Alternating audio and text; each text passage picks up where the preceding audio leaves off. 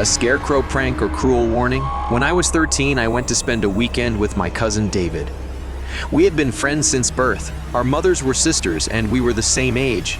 David lived on a farm in Illinois in a historic house. It was one of the original farmhouses in the area and had a commanding view over rolling fields. His father grew up in the house and he farms the land the same as his father and his father's father. I don't know how many years the family has lived in the house, but way over 100 years. The house was built of brick in the traditional manner of Illinois farmhouses, two-story rectangular. It was rather plain with little design besides a weather vane pointing in the wind's direction. And if it was wet, it was raining, or at least that was David's father's joke.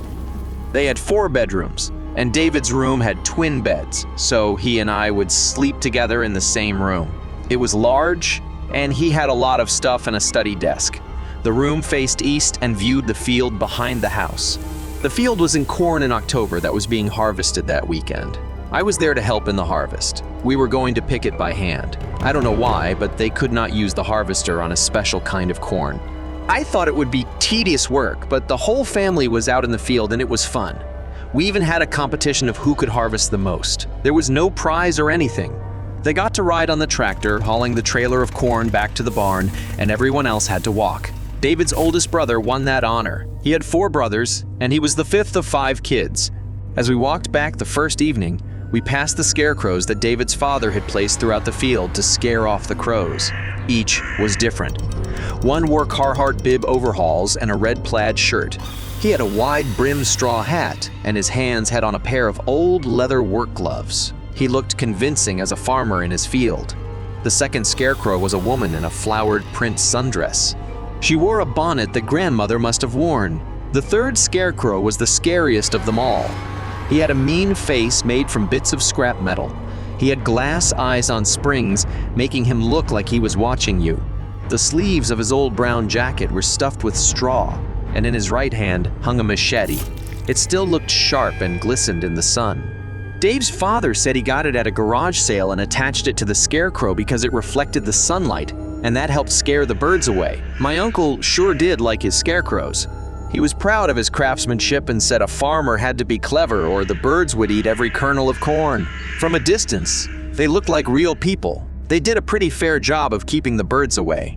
That night, I was exhausted and we had to be up at sunrise for another day picking corn in the field. David and I headed up to his room and fell asleep quickly. In the middle of the night, I was awakened by a thud on the window. Sounded like someone had thrown a pebble at the glass to get our attention. I woke David up saying, "Hey, David, are you asleep? Did you hear that?" He woke up groggy and said, "Hear what?" Then it happened again. We both were unsure what it was and shivers went down our back. We lay in our beds and hardly breathed. My heart was racing rapidly, and I became super paranoid. David was wide-eyed in fear when I looked over at him. We lay still for a minute, then mustered up the courage to peek out the window together. A full October moon lit the outside in an eerie light. Every shadow looked like a bear or a man, and they moved in the breeze that gave them life. It was super spooky. "Did you see that?" Dave said. "Look at the scarecrow!" There was panic in his hushed voice. I looked to the field and saw what he saw. One of the scarecrows was waving at us. Was I having a nightmare? I looked at David and he looked at me. "Holy crap!" we whispered together. We surely were hallucinating. Then, the scarecrow waved again. He was watching us in the window. We ran to his brother's rooms, and they were all asleep. We raced down the stairs to his parents' room. My uncle and aunt were asleep. We returned to the bedroom window where the scarecrow was hanging on his post with his arms at his side, silently watching the night. We stared out the window for 5 minutes, waiting for it to move again, but it didn't. "What the heck?" David whispered, and we climbed back into our beds and pulled the covers up. The following morning at sunrise, we went downstairs into the kitchen. My aunt and uncle were already there drinking coffee and making pancakes. My uncle was shaking his head in bewilderment, and I heard him say to my aunt, "Where on earth did the scarecrows disappear to? Who would have stolen them?" He continued to shake his head in disbelief as he sipped his coffee. After breakfast, all 7 of us went to the field, my uncle leading the way, and sure enough, all 3 of the scarecrows were missing. Only their post remained standing in the area. That's when David and I blurted out that we saw them waving at us in the middle of the night. We thought it was just a nightmare that we were both having. We thought it was our imagination. Now, it made sense with the realization someone was playing a prank. Starting with throwing pebbles at our window to get our attention, then hiding behind the scarecrow, waving its arm. After another day of picking corn and a grilled dinner of hot dogs and silver queen corn on the cob, we went to bed. At about 1 a.m, someone knocked at the door. Not a gentle knock, but a loud, banging knock. The whole house awoke and everyone bounded for the front door. My uncle was there first with his shotgun in hand. He opened the door cautiously. To our shock and terror, the 3 scarecrows were hung from the porch entry. 2 were without their heads, and the 3rd smiling grotesquely, brandishing the machete with blood dripping. The police were called, and after some investigation, the blood was determined to be pig's blood, not human. But there was no definitive answer about the motivation and who hung the decapitated scarecrows. A fiendish Halloween prank or an angry neighbor with a cruel plan is anyone's guess.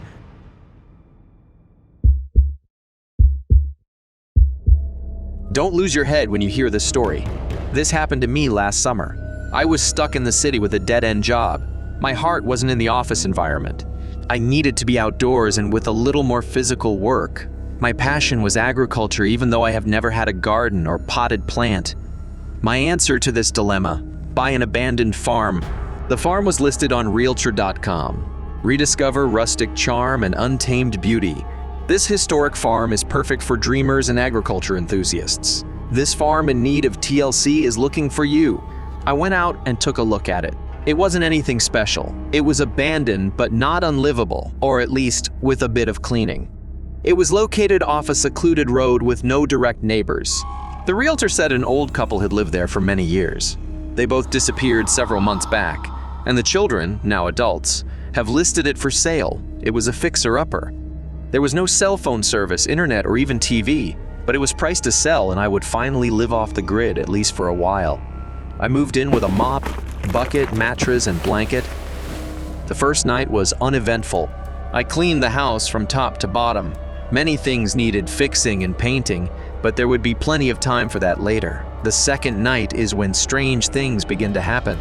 I was having trouble sleeping. I needed to relax in an unfamiliar place. I needed some time to get used to the unusual sounds an old house makes. But that wasn't the only thing that was bothering me.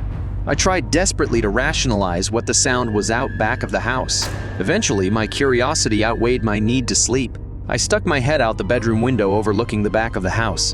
There was a woman's summer dress hanging on a clothesline that had been there when I toured the house with the realtor waving in the wind, and that was about it, besides a black cat that looked like it had been rummaging the trash. It was too late to go secure the garbage can. I would deal with that in the morning. As I turned away from the window, I saw out of the corner of my eye something I hadn't noticed before. A scarecrow dangling in the middle of the field. I was surprised I hadn't seen it before and turned back to bed unconcerned. Little did I know it would be an omen of sinister things to come. The following morning, I cleaned up the garbage outside where the black cat had been scavenging the night before.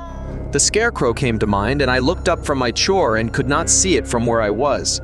I went along with my cleaning efforts, not giving it a second thought. By sunset, I had forgotten entirely about the scarecrow and was more concerned with the heating in the old place. The wind had picked up and howled across the field, making the house shudder and groan with its old age. The cold bit like a rabid dog as I lit the pilot light on the creaky furnace. I crossed my fingers it would keep the house warm. At midnight, I started to fall asleep, buried in a comforter, when I heard the same strange noise as I did the night before. It was coming from the outside. I assumed it was that mischievous cat playing with my nerves like a ball of yarn.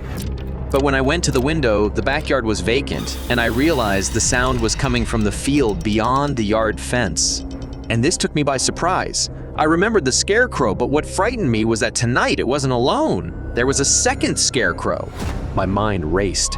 Why would anyone place 2 scarecrows so close together in a field? And where was the second scarecrow last night? And even more bizarre, the second scarecrow was wearing the dress hanging on the clothesline, now missing. I was spooked and angry that someone was playing a prank on me. I had that awful feeling that someone was watching me in the window. I couldn't shake the feeling someone was outside the house. Why would someone want to scare me? For my sanity, I refused to believe someone was menacing me, and I returned to bed. Yet the foreboding noises persisted, and what I witnessed next still haunts me. When I returned to the window for a second look, both scarecrows were missing their heads. But that is not all. A third scarecrow is now standing in the field. My instinct was to call the police, but I had no phone or cell service out here at the farm. I had no way of contacting the police or anyone. I was thinking I should drive into town and report this harassment. But as I went to leave the house, a terrible howling noise pierced the night. Then I realized something far more ominous and terrifying was out there. I looked again from the window. The 3 scarecrows had advanced on the house. They were marching in a line, moving ever closer. I ran from the house and sped away in my car. I have never returned to the old farm. What would have happened to me if I had stayed? Would I have disappeared like the old couple? The abandoned farm is still for sale, listed on realtor.com. A dangerous, vengeful vagrant sleeps in the field. When I was 12, my family had a farm. My dad farmed corn and soybeans mostly. Crows were a bother to the corn. They are an aggressive bird and will eat all day. So my dad complained to my mom about how destructive the birds were. He had already tied aluminum strings along the fence row to scare them and the deer. They would flash in the sunlight when the wind blew them, which was effective. But he was still upset. So Mom said she would make a scarecrow and we would see if it helped. The birds are intelligent, so the scarecrow had to be convincing. To fool the birds, a realistic figure is necessary. Mom started with a large metal bucket she glued glass eyes onto and tied a wide brim hat stuffed with straw that looked like golden hair. She attached a large burlap from the bucket that made a fat belly as she stuffed it with hay. She sewed on dangly arms from the sides of this big bag that would blow in the wind and wave like crazy. And at the bottom, she did the same to create legs that would blow in the breeze. I don't know how convincing it was. It was scary, though. Well, Dad dug a hole and put up a tall post, and together, they hoisted the scarecrow up, allowing it to twist and turn in the wind. The rope was tied off around the base to keep it secure. It looked more like a hangman dancing his last dance than a scarecrow. The birds may get the message.